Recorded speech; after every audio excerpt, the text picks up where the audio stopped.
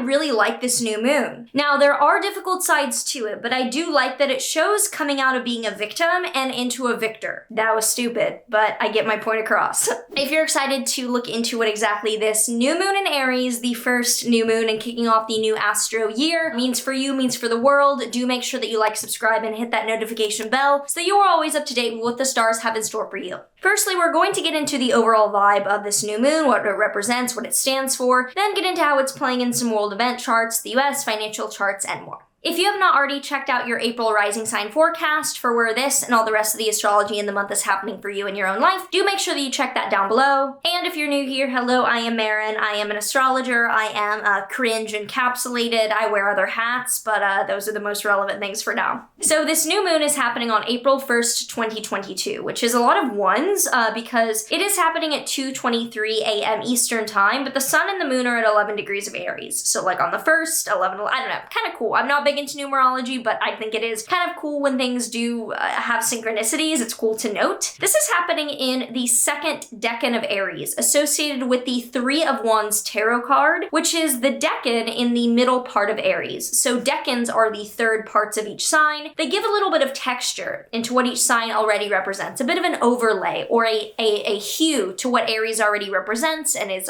coloring this new moon as. So this decan is known as the Lord of Virtue. That's what the Three of Wands is known as. And the sun is exalted in Aries, especially in this decan at 19 degrees. So exalted planets are most royally revered. They're very highly regarded and they perform very proudly and very strikingly in the sign that they're in. So the exaltation scheme, you can look that up. There's historical and metaphysical origins of that. But the sun, which represents knowledge, search for power and ambition, is exalted in the sign of Aries, which is very linear, very straightforward, and very courageous. So it can go across obtaining that knowledge in a very direct manner. Now, this decan is also associated with the overall sign of Aries, which goes with the Emperor tarot card. So Aries is associated with the Emperor. And the Emperor is a bit of a dictator. It wants its voice heard and things done. So we are taking immediate action with this new moon. You know, usually I say wait for a few days after the new moon in order to manifest and take action. I still agree. I think that the moon moving into Taurus about 2 days later is more optimal, given that the moon is exalted there. The sun will be exalted plus the moon about 2 days after, so April 3rd. However, it looks like we have some fiery inspiration because this is conjunct Mercury within 2 degrees. And Mercury being communication looks vocal. It looks like we're looking to teach immediately because the most striking aspect I see here is the conjunction within 1 degree with asteroid Chiron. Now, I do not usually work with Chiron, but the myth is that Chiron was the son of Zeus and a nymph and was therefore a demigod. Chiron was not wholly a god, he was not wholly immortal. He was this demigod weirdo that no one wanted, and since he was immortal, he went into the military because he would never be able to die, but sadly he was wounded and could never fight again, but also never die. So he became what's known as a wounded healer, and he taught people what he most needed to know at one point. He became a very wise, very healing person. So often when Chiron is very focal in an aspect, either by conjunction, that's really the only thing I look at within about 1 to 2 degrees, because given it's an asteroid, it's not casting the same planetary rays of visibility or importance as the planets or the sun or the moon. It represents vulnerability that we then emerge from and are empowered by. Like, we were once embarrassed, we were once humiliated, and now let's help others because we're open about that struggle ourselves. So with Mars and Saturn and Venus together in Aquarius, this is another masculine sign. Air and fire are definitely masculine signs. So this is serious as hell. You know, we're working hard towards being open about our vulnerabilities, but not letting our emotions weigh us down. We're empowered. We're sitting down, we're crafting a plan, and we're not stopping for anyone or anything because Aquarius is a fixed sign. It is consistent. It's dedicated.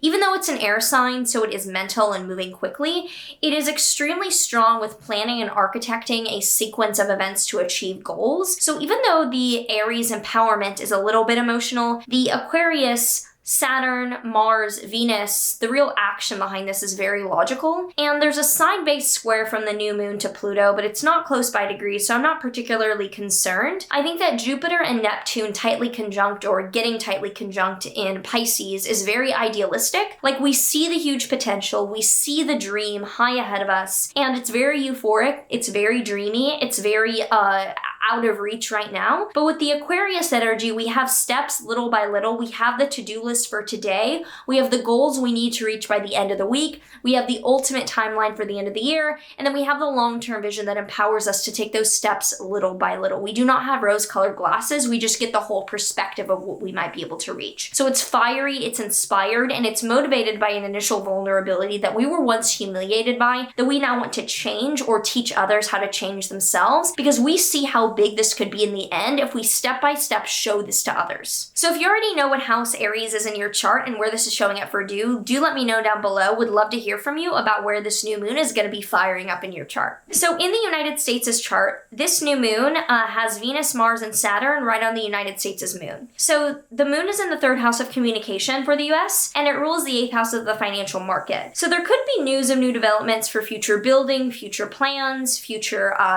rate hikes, or otherwise the Fed. I would expect some type of announcement from the Fed. And the new moon is pretty close to near opposite the United States Saturn in the Libra 11th house. So given this is in the 5th house of young people or leisure and just overall enjoyment, it could be that young people are pissing people off. Like there's a widespread movement for something idealistic and very independent from young people. Saturn in the United States' chart is ruling the 2nd and 3rd houses, so young people could be upset about the economy and rebelling in some way. Now, jumping to Bitcoin's chart, Bitcoin has a natal Aries moon, and it tends to really like when the moon is in Aries. So I could see this being a good pump into and dump out of new moons, given that new moons are usually pivot points to the downside for Bitcoin. Venus is clearing a conjunction with Bitcoin's Neptune, so Venus conjoining Bitcoin's Neptune is very euphoric, but after it clears, I do expect risk off to come back on, people to take some profits, so price probably goes down. So with Jupiter also leaving proximity of a conjunction with Bitcoin's Uranus, I think that upside volatility will be ending. So overall, I expect for both Bitcoin and Ethereum to pump into and dump out of this new moon just locally, because for ETH, it is squaring its own Pluto, which is pretty intense, and it hints towards the downside following this. Venus opposite ETH's Jupiter kind of confirms the euphoria going into this, but then the dump out of with that square to Pluto. So if you did enjoy this and you would like to see more content, do let me know by liking and leaving a comment based on what you want to see or any questions you have. Would also love to hear down below what you're expecting and what you are intending on using this new moon for, if anything.